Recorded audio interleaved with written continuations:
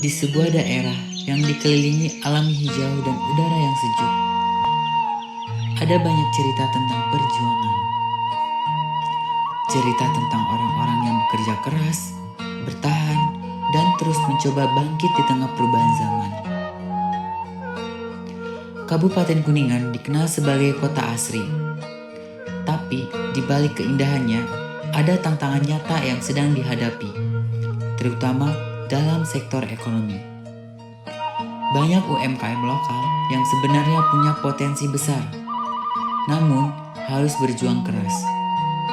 Bahkan hampir gulung tikar karena kurangnya akses, pengetahuan, dan pendampingan.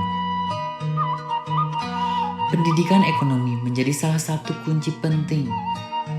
Bukan sekedar teori, tapi pemahaman sederhana tentang mengelola usaha, membaca peluang, dan memulai beradaptasi dengan dunia digital.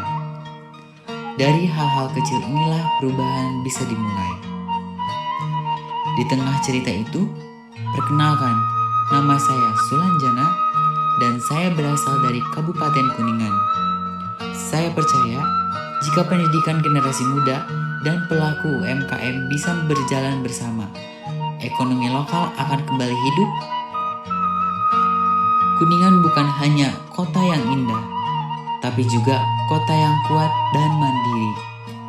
Inilah harapan saya untuk Kuningan hari ini dan masa depan nanti.